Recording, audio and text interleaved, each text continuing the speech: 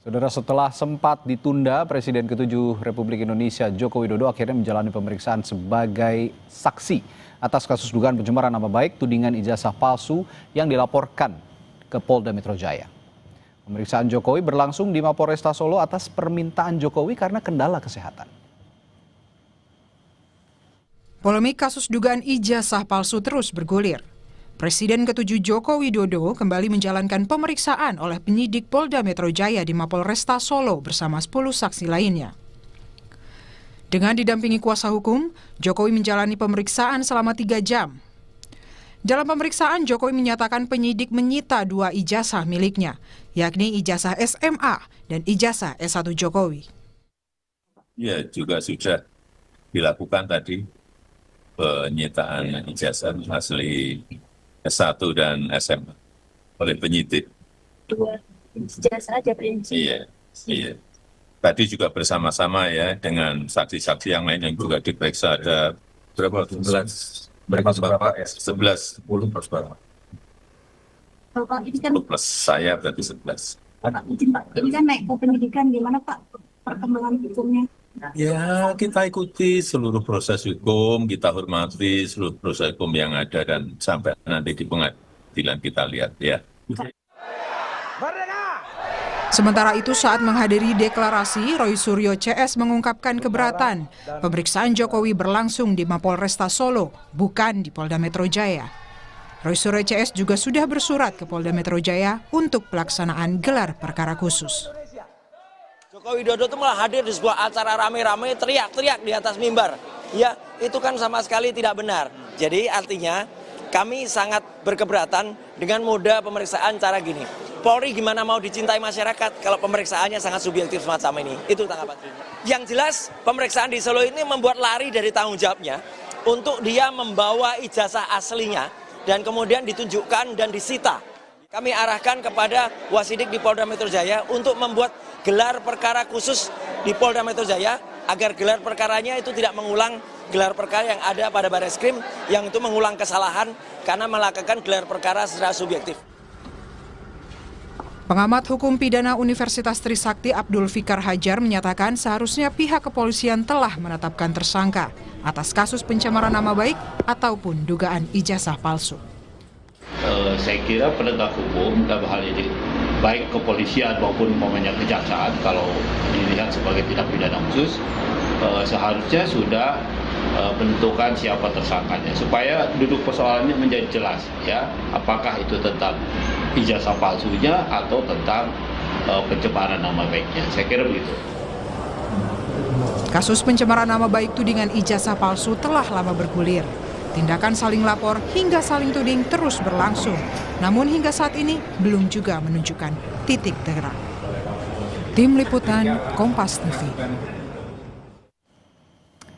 Dan saat ini kita sudah bergabung bersama Mardian Sasemar selaku Ketua Umum Rampai Nusantara yang sudah hadir di studio. Selamat malam, Mas Mardiansyah. Malam, Mas. Dan melalui sambungan virtual juga ada salah satu penggugat ijazah Jokowi, Bang Rismon Sianipar. Selamat malam, Rismon. Selamat malam, Bang. Oke, saya ke Pak Mardiansyah dulu. Pak Mardiansyah, tadi kan Pak Jokowi diperiksa kalau nggak salah 45 pertanyaan katanya. Ada 45 pertanyaan. Ini yang komunikasi Anda dengan Pak Jokowi terakhir, apa yang ditelaah dan sejauh mana sebenarnya ini bisa membersihkan nama baiknya Pak Jokowi? Karena ini kan pelaporannya pencemaran nama baik. Ya, menurut saya sih ini kan memang harus dituntaskan ya. Pada titiknya memang Pak Jokowi merasa bahwa apa yang ditudingkan pada dirinya atau apa yang sematkan pada diri Pak Jokowi ini sudah dilewat batas kewajaran sehingga sudah tidak bisa lagi ditolerir.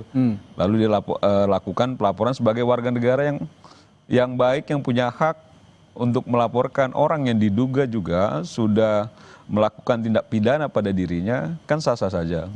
Dia laporkan, berproses, dan sekarang sudah masuk penyidikan.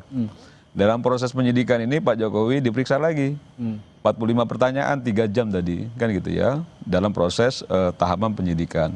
Tentu dalam tahapan penyidikan ini kan sudah ditemukan adanya tindak pidana. Tinggal bagaimana siapa pelaku-pelaku yang dianggap memang itu terlibat dalam tindak pidana yang dituduhkan atau dilaporkan oleh Pak Jokowi. Jadi saya rasa proses hukum yang biasa-biasa saja, bukan juga yang terlalu luar biasa gitu ya. Jadi nggak perlu juga didramatisir macam-macam sebenarnya. Gitu. Bung Rismon, tadi dicecar 45 pertanyaan tapi di pemeriksaan berlangsung di Polresta Solo bukan di Polda Metro Jaya. Anda punya komentar soal ini? Ya, kami cukup keberatan ya, Bang ya. Karena ya Pak Jokowi kan melaporkannya di Polda Metro Jaya. Kalau ingin diperiksa di Polresta Solo, ya harusnya dilaporkan di sana saja. Gitu. Jadi pada asas equality before the law, ini kan Pak Jokowi ingin memidana kami, memenjarakan kami, tetapi tidak siap untuk sibuk dan capek seperti kami yang jauh-jauh juga dari Sumatera siap datang, dipanggil. Itu sudah 2 kali kami diklarifikasi di Polda Metro Jaya dan kami datang, kami menghormati hukum. Tetapi Pak Jokowi dalam hal ini tidak memberikan contoh seperti kami. Kalau warga biasa, ya seharusnya penyidiknya yang tidak boleh datang dong ke tempat terdekat dari Pak Jokowi. Kalau begitu, nanti kami juga bisa buat alasan yang sama sehingga seperti saya ya di Polres Baligi saja yang tempat pemeriksaan saya kan begitu. Asas atau prinsip equality before the law ini saya kira tidak ditegakkan oleh Polri dengan baik, gitu Bang. Ada komentar? Bukan begini. Kalau kita memang taat aturan, bahwa memang dimungkinkan juga aturan bahwa dalam proses hukum itu pemeriksaannya tidak di Polda Metro, tapi juga di Polresta Surakarta ya. Dan nggak cuma Pak Jokowi. Ada 11 orang sama Pak Jokowi itu. Jadi ada 10 orang lain yang diperiksa. Jadi bukan hanya Pak Jokowi. Kebetulan memang dilakukan pemeriksaan secara berbarengan dengan yang lain dan Pak Jokowi salah satunya kan nggak salah juga diperiksa di situ dan tidak menyalahi aturan. Yang paling penting itu diakomodir dalam aturan. Persoalan bahwa orang berkenan tidak berkenan soal lain. Orang suka tidak suka soal lain juga. Kan nggak mungkin juga akhirnya kita penuhi selera orang kan gitu ya. Tapi bahwa memang itu tidak melanggar aturan, ya saya rasa ya oke-oke aja kan gitu loh. Bahwa memang sekarang itu fokus pada penegakan hukum ya silakan fokus pada itu gitu ya. Bukan mempersoalkan soal yang tetek bengek. Yang menurut saya ini bukan soal rasa keadilan tapi bahwa aturannya mengakomodir itu. Jika aturan tidak mengakomodir, mungkin kita juga melihat bahwa ini ada kesalahan. Ini tidak ada kesalahan kok. Ini secara aturan memang diakomodir gitu. Jadi tidak ada masalah ketika Pak Jokowi diperiksa di Polres dan itu bagian dari Kepolisian Republik Indonesia juga. Kecuali memang Pak Jokowi ini diperiksanya bukan di kantor polisi gitu. Ini diperiksa di kantor polisi juga, Mas. Karena ada halangan, berarti itu menurut Anda sah-sah saja kan? Iya, sah-sah saja. Dan itu berbarengan juga sama yang lain. Nggak ada masalahnya. Ada penilaian publik juga yang menganggap bahwa kasus ini sangat berlarut-larut seperti tidak ada ujungnya. Dan kemarin Bung Rismon dan teman-teman juga mengatakan perlu ada gelar perkara khusus juga nih Bung Rismon. Apa maksud gelar perkara khusus ini diajukan kembali setelah kemarin di Bareskrim juga sudah digelar? Ya Bang, kalau Bang Mardiansa mengatakan seperti itu, mengapa hal itu tidak terjadi juga kepada Bang Egy Sujana yang saat itu sakit di Penang, kenapa tidak penyidiknya datang ke sana dari Mabes Polri? Begitu loh. Jadi kenapa Bang Egy Sujana langsung dideskripsikan sebagai mangkir? Kan ini kan tidak tidak ada perlakuan yang sama oleh kepolisian. Maka terkait dengan gelar perkara khusus, ya, kami juga meminta karena tadi katanya ya ijazah SMA maupun ijazah S1 Fakultas Kehutanan UGM itu sudah disita. Ya semoga benar-benar disita sampai ditunjukkan ke pengadilan nanti. Dan diuji secara forensik karena kami juga punya bahan pendamping pembukti pembandingan lain dari ijazah yang sama begitu loh. Jadi jangan seperti yang terjadi di Bareskrim bahwa nanti setelah disita 1-2 hari nanti dikembalikan dan pada saat gelar perkara khusus di Bareskrim Polri ya bahkan ijazah versi fotokopi pun tidak berani ditunjukkan pada kami dan satu pun dokumen pada saat gelar perkara khusus tersebut itu ditunjukkan kepada kami. Oleh karena itu kami meminta supaya dilakukan gelar perkara khusus di Polda Metro Jaya dengan menampilkan semua dokumen itu di depan kami dan semua peserta baik independen maupun yang terkait itu supaya kita lihat sama-sama begitu Bang. Supaya jangan terjadi lagi seperti gelar perkara khusus yang seperti bahwa ujian skripsi saja jauh lebih ilmiah daripada itu. Begitu Bang. Oke, ini kan objek perkaranya tadi ijazah memang, sehingga wajar juga jika proses pemeriksaan tadi menyita ya dalam bahasa hukumnya itu menyita ijazah SMA dan S1-nya Pak Jokowi. Nah tapi sejauh mana ijazah SMA dan S1-nya Pak Jokowi ini bisa ya sedikitnya menemukan titik terang juga ujung dari perkara ini akan kemana. Kita akan bahas sesaat lagi di Sapa Indonesia Malam, tetaplah bersama kami.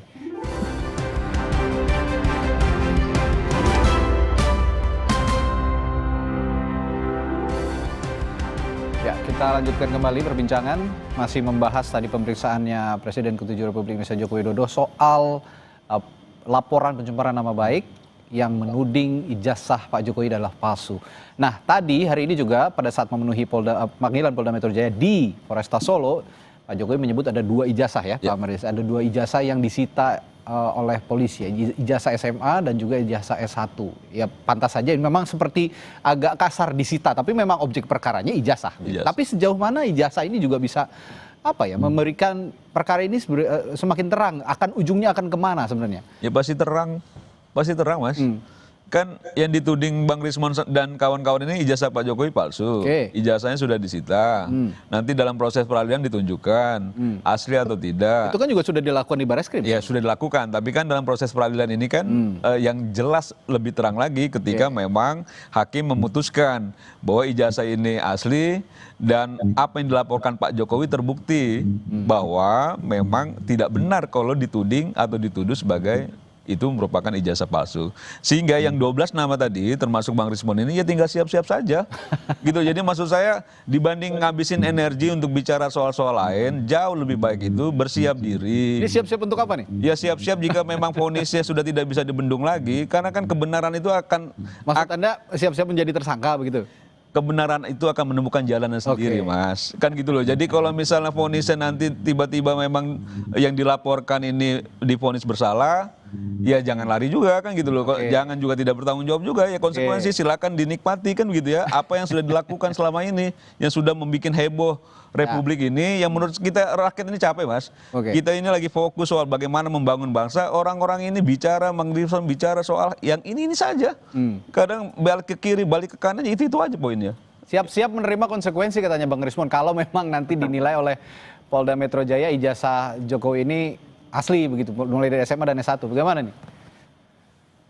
Ya, kami tentu siap dengan segala konsekuensinya. Kami kan berbasis ilmiah bahwa tadi ketika mendatangi Mapolresta Solo kan Pak Jokowi sempat mengatakan bahwa beliau ya tidak tahu apa yang diupload oleh Pak Dian Sandi Utama. Nah ini kan menjadi menarik lagi.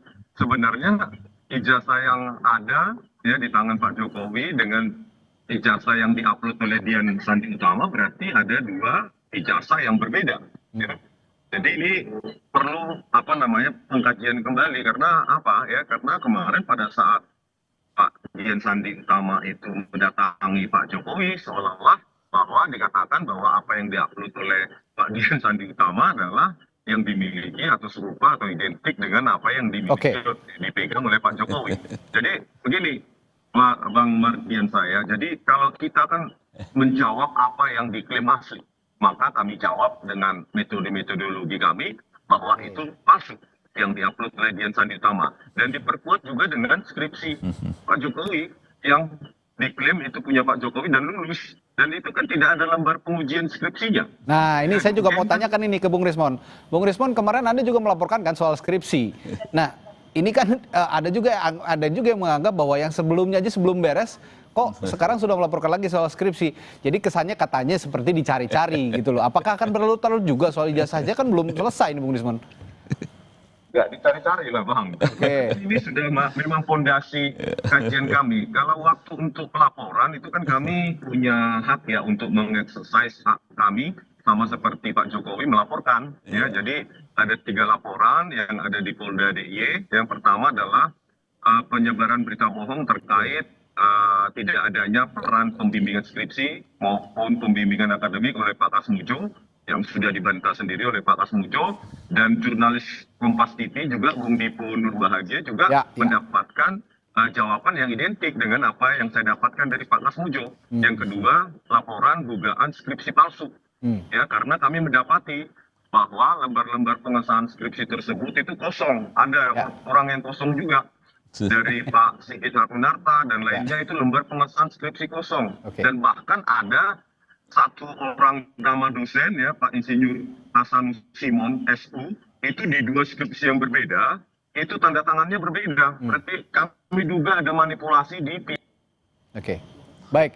Terakhir saya ke Bung Mardiansah. Kalau ya tadi berarti sampai detik ini Bung Rismon dan kawan-kawan ini masih menganggap bahwa ya skripsinya Pak Jokowi, ijazahnya itu semua palsu begitu ya. Tapi yang ingin saya tanyakan begini, Pak Mardiansah, untuk terakhir. Pak Jokowi sendiri sebenarnya merasa kasus ini sangat mengusik dirinya atau tidak sih, dan mengapa akhirnya Pak Jokowi memutuskan bahwa akan meneruskan ini ke jalur hukum juga, akan melaporkan penuding-penuding ini ke jalur hukum? Ini masuk apa yang dilakukan Pak Jokowi bagian dari proses pembelajaran ya. Bahwa orang tidak bisa asal menuding, orang tidak bisa asal menunjuk ijazah kau palsu gitu tanpa bukti yang mendasar. Dan ketika itu berlarut-larut, akhirnya saya ingat Joseph Goebbels ini, menteri propagandanya Nazi itu yang selalu menekankan bahwa kebohongan yang diulang-ulang itu menjadi suatu kebenaran. Dan ini kan juga akhirnya begitu gitu loh. Dan ini pembelajaran bahwa nggak boleh orang asal atau sembarang, Mas. Gitu loh. Jadi kalau Bang Rismon dan kawan-kawan dia mau melaporkan apa, Jokowi udah sampaikan, dia ladeni kok mau sampai kapanpun gitu. Dan Bang Rismon dan kawan-kawan juga harus terima konsekuensinya ketika itu memang ada konsekuensi hukum. Dan ini proses pembelajaran buat Republik ini. Saya nggak tahu ya, memang kalau dilihat dari latar belakang ya, selain Bang Rismon ada Roy Suryo dan kawan-kawan, ini kan latar belakang yang memang berseberangan dengan Pak Jokowi, yang pasti juga menstimulus gerakan yang dilakukan oleh teman-teman yang selalu menuding Pak Jokowi ijazah palsu. Apa narasi yang dibangun oleh Bang Rismon, boleh saja, silakan, itu haknya Bang Rismon. Tapi ketika nanti sudah vonis dalam proses peradilan, hargai hukumnya. Gitu ya, hargai hukumnya dan dipenuhi juga sanksinya dan lain sebagainya. Jangan juga nanti akhirnya membangun narasi baru bahwa peradilan sudah dikooptasi dan lain sebagainya. Ini kan akhirnya juga nggak mendidik buat Republik ini. Gitu. Intinya ya kita punya lembaga hukum, kita negara hukum. Ya harus dihargain, Mas. Ya semua pendapat juga, tapi tetap harus diakomodir oleh para penegak hukum juga, termasuk juga dari Bang Rismon. Kita akan lihat nanti ujungnya seperti apa. Sepertinya ini belum kelihatan ujungnya nih kalau memang. Sudah kelihatan sih, kemungkinan Bang Rismon CS ini akan dipenjara kayaknya.